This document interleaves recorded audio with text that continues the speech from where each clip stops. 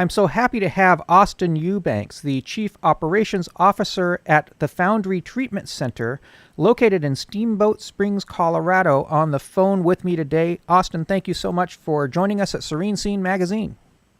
Thank you. I'm happy to be here.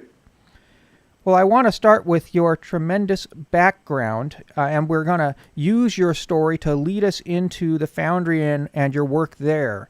But can we back up the clock many years and tell us about your very interesting experience in your teens? Yeah, absolutely. I think that interesting is a good term to put it lightly. So I was a person who turned to addiction as a result of trauma. When I was 17, I was one of the students who was shot in the Columbine shooting. I was injured, obviously, and then I also lost my best friend right in front of me, which was the most traumatic thing that occurred. And so as a result of that experience, I was prescribed a variety of substances that were necessary at the time for a short period of time, but those prescriptions kind of continued on for me in perpetuity, and I started to learn how to manage emotional symptoms with substances that were not prescribed for that. And so it was a matter of months after Columbine that I described myself as being an active addiction, and I really had no predisposition for that. I had no familiarity with addiction. It didn't run in my family. It wasn't something that I was aware of, and it took me quite a few years to even realize that the way that I was using these substances was not appropriate. So I held on to those false core beliefs for many, many years. And it wasn't until that I found long-term recovery for myself that I developed a passion for this work and decided to use my story and my experiences to help others. You were talking about the significant trauma that you experienced in your teens, and that followed you for how long, for how many years until you recognized that this that this trauma is really impacting your life in a very significant way and that you're self-medicating? Well, that experience happened to me when I was 17 years old, shortly before I turned 18, and it wasn't until I was 29 that I found long-term recovery. However, I would say that it was probably about 6 or 7 years later that I realized, hey, my behaviors around substances are not appropriate, and I have a problem. And it took me a while to figure out the best course of action to figure that out for myself. And in 2006, I went to treatment for 30 days. And that was when I first got the spark of, something isn't right. The stories that the people around me are telling sound very, very familiar, but I still had that false core belief of, I'm abusing prescriptions primarily, and I was prescribed these substances because this traumatic event happened to me, and it was almost like my past. It's okay that I use this because this happened to me. And so after I left that, I immediately went back to previous behaviors, and that treatment experience, I kind of went for the wrong reasons. It was at the urging of my parents and my wife at the time and my employer.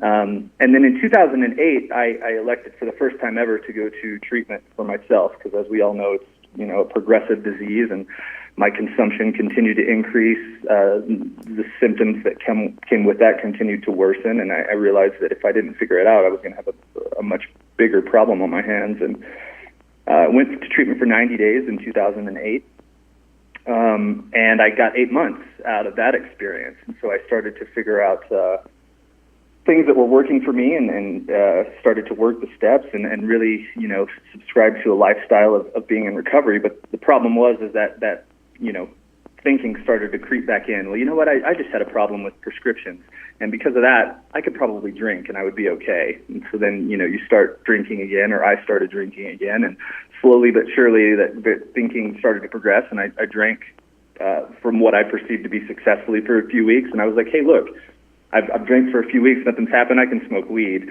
And then sure enough, it all started to fall back together, and then before I knew it, I was right back to my drug of choice, which was opiates. And so continued to worsen, and then it was finally in 2011 that I achieved long-term recovery. I had continued to find new lows and new rock bottoms, and I finally went to treatment with a willingness that I had never had before. And I remember sitting down in my therapist's office, and I just said, tell me what to do, tell me how to walk, tell me how to talk, and I will do it, because I'm done fighting. I don't have the answers, and I'm ready to figure this out. And I stayed in a continuum of care at that time for 14 months. That slowly transitioned me from residential to transitional to sober living, back to independent living with counseling and monitored sobriety. And before I was done with that accountability, it was 14 months of sobriety, and that put me on the path to where I'm at today, which is 5.5 years sober and 4 years working in the industry, and proud to be here. It seems that so many that are afflicted by this disease of addiction have that traumatic experience in their backgrounds. Probably not as traumatic as yours, but nevertheless some trauma. What did you find really worked well to kind of expose that for you so that you could deal with it and then deal with the addiction? I mean, I would definitely agree with that statement that it's so prevalent. And I think that for my experience, the reason why people are more drawn to it isn't because of it being more traumatic than other experiences. It was just because everybody has an emotional attachment to that. Columbine was one of the events that if you're age 30 or above, you remember where you were and you remember what you were doing when Columbine occurred, similar to 9/11 or perhaps the Oklahoma City bombing for some of us that are a little bit older. And because of that, everybody has this emotional attachment to that experience. But by and large, I've worked with people in my career that have profound trauma that I would describe as being so much more severe than my own. And so I'm always cognizant of that and not positioning my trauma as being more severe than somebody else's or anything. It all ties together, and it's all trauma. But the way that mine was able to come to resolution is many times in my life I would have therapeutic modalities that were designed to just get right to the trauma, whether that be EMDR or a multitude of things. And for me, it actually took allowing it to come to light and resolve in more of a natural way. And so when I went to long-term treatment, I actually went to a therapeutic community. And so for those who know about the modality of a therapeutic community, it's all about awareness and pure accountability. And so that awareness of my surroundings and the way that I was interacting with my environment, combined with long-term sobriety, allowed those things to start to come out naturally. And I remember going through the stages of grief that I should have experienced at age 17 and age 18 that I couldn't engage with because I was so heavily medicated. I was doing that at age 29. I was going back through, the stages of grief, and it was just textbook. I remember that, to this day, the way that was able to come to resolution. And I was dealing with that survivor's guilt and everything that came with it. And so for me, that was how it was able to come to resolution. And I think that part of the reason for that is my life was so tumultuous because of the way that I was living and because of active addiction, that it was trauma after trauma after trauma, and none of which were as profound as Columbine, but it was these micro traumas, and it continued to just bury everything inside of me, and it was very hard to sort that out. And so when I was trying to engage in a modality that was designed specifically for trauma, it was hard for me to pinpoint what trauma it was. I mean, do we want to talk about the divorce? Do we want to talk about being estranged from my children? Is it the loss of jobs, the loss of friends? Everything that comes with a lifestyle of active addiction. But for me, staying in that continuum of care for long enough, it allowed everything to come to resolution in time. And I think that that's really the most important part, is the time that it takes to sort everything out that comes with a decade more of active addiction. You mentioned earlier step work. I'm assuming 12 steps is a part of your recovery effort. How does that work into your regimen today? It is. I mean, it very much is. And the Foundry is a 12-step program, but I'm always careful about the way that I present 12 steps, because I'm a firm believer that there's a path for everybody, and there's not one path that fits all. And so for me, it was definitely multiple modalities that led to my recovery. So my residential treatment experience was not a 12-step program. It was a therapeutic community. They didn't talk about the 12 steps at all. It was behavioral. It was pure accountability. And it wasn't until I got back into more independent living that I was drawn to the 12 steps because of the fellowship aspect of that. And so there's been multiple times in my life where I have worked the steps because of all of the principles that are so important to recovery. And for me specifically, the making amends was a huge part. And I think that that's something that's lost in the therapeutic community modality. And so I am part of a 12-step recovery community today, and it's something that we promote at the Foundry because it's the easiest way to get around a bunch of people of like-minded individuals that are all striving to hold each other accountable for living a better life. And I think that really at the core of recovery, that's what's so important. Are you able to speak openly and freely about your background, your trauma and your background at 12-step meetings? Is that received well? Yeah. I mean, I think that, going to as many meetings as I have in my life and there's been times where it has been and there's been times where it hasn't been. And so the things that I talk about today aren't really surrounding that experience. So for me in my own path and my own journey, that experience for me has been resolved. I'm at peace with that. And a lot of the things that I experience and the adversities that I experience in my life today aren't really tied to that experience. They're much different. And so the things that I talk about today aren't really geared towards my previous traumatic experiences. They're more in the present. And so the only times that I'm really discussing Columbine today are if I'm in an environment where I'm sharing my story similar to the one I'm in today. Well, let's talk about the Foundry for a moment. It's located in Colorado, Steamboat Springs. What is the Foundry all about? So the Foundry is an adult residential long-term addiction primary treatment center. Our residential treatment program is 90 days, and then we have an outpatient program that is another 90 days as well. And those are really the two entry points to our program. If you can either come into detox and active addiction and transition to the residential program, or if you have some previous level of stability and you've been to treatment before, so you have the fundamentals of recovery, you can come directly into the outpatient program. And so we have a continuum of care right now where we can keep people for 6 months. And by the end of 2017, we're also going to have a long-term sober living component here in Steamboat Springs that we're really, really excited about. That's going to allow us to keep people in a continuum of care for a year or more under the management of the same clinical team. And so we're really, really excited about that because as I've talked about today, we're huge proponents of long-term treatment and really removing this kind of antique philosophy of the 28-day fix. Because that's been proven ineffective, in my opinion. And so we're really, really excited about that. Our approach to recovery is rooted in the 12 steps, but we design our curriculum in a fashion where we're actually able to engage people who are resistant to the 12 steps as well, because our curriculum is a multimodality approach, but we take a principle of the step and we apply it to an entire week of the curriculum. So everything that's done, all of the education groups and all of the experiential therapy that's done that week is going to be rooted in one of the principles of the 12 steps, and that's how we design the 12-week curriculum. So for somebody who is resistant to the 12 steps, they're still going to get the education that the 12 steps affords without a lot of the things that I think people historically have been resistant to. So we found a lot of success in that regard.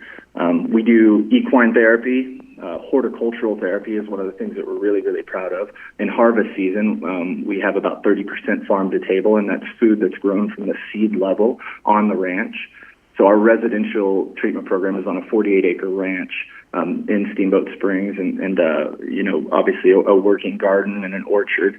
And so 1 hour a week, participants are out there working with our two staff gardeners and learning about the benefits of growing their own food and just getting their hands in the soil. And that's something that our participants have really enjoyed and been drawn to. Combined with that, our core philosophy is really recovery from a place of whole body wellness. So they have yoga 4 times a week. We have a 1,000-square-foot gym on the ranch. They have open gym every day, and then they have structured fitness with a personal trainer 3 times a week. All of our food is locally sourced organic. Our executive chef is actually in long-term recovery himself. So he talks about the benefits of limiting sugar in regards to cravings, and we don't allow caffeine after 9 a.m. We're a nicotine-free facility. So really it's designed for somebody who wants to find recovery from a place of full-body wellness, and the outdoor experiential therapy that we do really supports that as well. So in the winter, it's snowshoeing, it's cross-country skiing, it could be ice fishing. In the summer, we're doing mountain biking, volunteering at least once a month, and doing a variety of things in the town and participating in all of the fitness activities that have, Steamboat has to offer. So it's something we're really, really proud of, and only being 18 months old now, it's a pleasure to be able to talk to you today and really get that message out there. You mentioned continuum of care and the length of stay several times, so let's really dig into that for a moment. Many people say that the continuum of care for that first year of recovery should at least be 12 months. Why do you think that length of time in that initial year, or maybe a year plus, is so important to individuals? Well, in my opinion, it's because at the end of that year, your brain is fundamentally different than it was at the beginning. So you're naturally going to have a different response to stimuli than you do at 30 days or 45 days or 60 days post-active addiction. And so I know that in my own personal experience, it was really between the 12 and 18 month mark that I had that, what I call a turning point, where it was, you know what, I can live this way for the rest of my life happy. I can do this.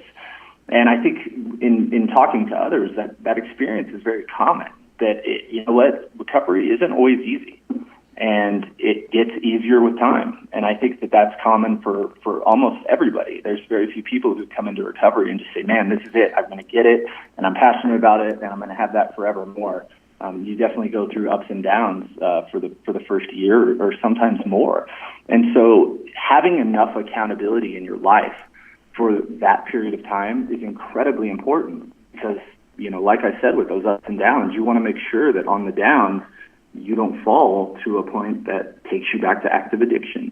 And it's the accountability and the support that you have around you that prevents that from occurring, because those lows are going to happen. But what are you going to do when they happen? And if you're in independent living and you're focused on your career and you're focused on all of these other outside stressors, it's much, much easier to just turn back to substances, as opposed to being in an environment or having a system around you, or at minimum, a supportive counselor or therapist combined with monitored sobriety that will prevent those slips from occurring. And if they are to happen, there's a supportive system around you that can put you back on track much, much faster, so you don't go down that rabbit hole, as I describe it. It's, things start to perpetuate, and then it snowballs, and before you know it, you're multiple years later back in active addiction.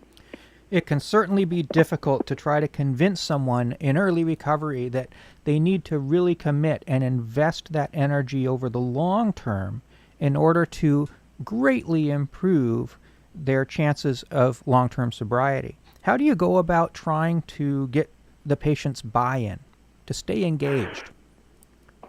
Well, a number of ways. One is talking about experiences that that others have had that have been in recovery. I think it's the most important person in the room is the newcomer, and everybody shares their experience, strength, and hope with them. And when they hear that story enough, I think that some people automatically buy into that. But combined with that, at the Foundry, we afford an environment that is fairly accommodating as far as the ability to buy into. So we're not a luxury facility. Everybody has a roommate, and there's chores that need to be done. But with that, we have a wonderful menu of food that's available for participants, and combined with the gym and all of the experiential therapy that we have in the environment of Steamboat Springs, Colorado, it becomes much easier to buy into that long-term continuum of care. And our hope is that the majority of our population will choose to transition over to our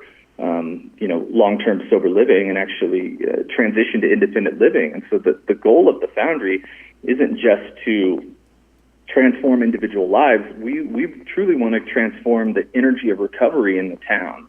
And automatically, when you start to discharge a population that's motivated for recovery and they're staying engaged long term, those people are going to start new businesses, some of which will be rooted in recovery.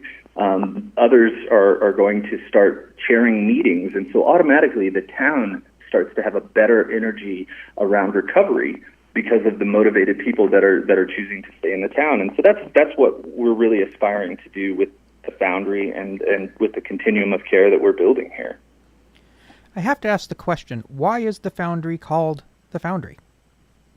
Well, that's a wonderful question. So our founder and CEO, his family's kind of lineage is in gray iron casting. So his great-grandfather started the Auburn Foundry in Auburn, Indiana in the early 1900s, and that business grew to be multinational. And at one point, they had 80% of the market in cruise ship engines, and so that was really his experience in that, and the similarities between taking metal that's old and discarded and actually, putting it through the process of melting it down and casting it into something new that's a functional part. He saw the similarities between that and his own personal experience in recovery, and therefore we got the name the Foundry. And so it was a combination of his experiences and the similarities, as well as the financial aspect of that was the business that allowed this business to come to fruition and help to fund us in our early phases. So we're definitely very proud of our name and our slogan of forging new lives, because that's really what we're doing here is forging new lives. I know that one of your passions is trying to address the stigma that is so firmly attached to addiction. How do you go about doing that in an effective way? Well, for me, and this is a relatively new experience for me, but it wasn't until this year that I said, you know what, I'm in a place both personally and professionally where I think that I'm comfortable sharing my personal experience to help others. And my story of addiction is actually quite common. I wasn't somebody who was, by and large, for a large part of my addiction, I woke up every day and I put on a suit and tie and I went to work. And I was using all day. I had, drugs in my desk drawer. And so when I talk about that to others, it's addiction affects everybody. And specifically when I go into communities that don't have the knowledge that perhaps you or I have, they see addiction as this thing that only affects, a homeless population, and it sees people living under a bridge, and that's addiction. And so when I go in and say, I speak to them as I'm speaking to you today and say, this was my life. This was what turmoil was for me, and this is what my rock bottom was for me. I think a light bulb goes off in people that, holy cow, addiction doesn't discriminate. It affects everybody. And as a result of that, I'm going to be more aware of the behaviors that the people around me are exhibiting, that my children are exhibiting. I'm going to talk to my kids about addiction. I'm not only going to talk to my kids about addiction, I'm going to talk to them about the prescription substances that they're ingesting, which is a big part of the work that I do. Because when I was initially prescribed, pain pills or benzodiazepines, I had no idea what those drugs were or what they were going to do to my brain, or the fact that I could even become dependent upon those. The first time I ever experienced withdrawal, I thought I had the flu. I remember laying on the bathroom floor and actually Googling, what is withdrawal? Like, what is happening to me? I had no idea. And I think that our society is progressing in that regard. I think there is a lot more education around prescriptions than there were in the late 90s, and I'm very proud of the work that we're doing there. Well, what is in the future for the Foundry and for Austin Eubanks? So we've got a lot of exciting stuff going on. I mean, I've talked to you today about the launch of our transitional and long-term sober living, and so that's really the next big thing for 2017. Right now, we have 4 beds in our detox, combined with 12 beds in our residential treatment facility. At the end of 2017, we're going to have 40 beds spread over 4 phases to actually keep somebody in that continuum for a year or more. And so we're really, really excited about that. And beyond that, we haven't talked much about it. So I think that we're big in let's figure out a plan for this year. Let's make it work great, and then we'll talk about next year when we get there. So for now, that's what's on the horizon for the Foundry. And for me, I've been in Steamboat Springs now for 8 months, and I'm enjoying the seasons here and skiing and fly fishing in the summer. And so I'm very much looking forward to that. And I will be getting married next month, and so that's something that's coming up for me. And my honeymoon is on April 9th, and so I'm looking forward to that. And aside from that, just loving life and loving life in recovery. So I'm very blessed and proud to be here. Well, congratulations on your upcoming marriage. That's exciting news. Absolutely. Thank you very much. Austin Eubanks, Chief Operations Officer at the Foundry Treatment Center in Steamboat Springs, Colorado. I want to thank you for joining us here at Serene Scene Magazine today. Thank you. I appreciate you having me.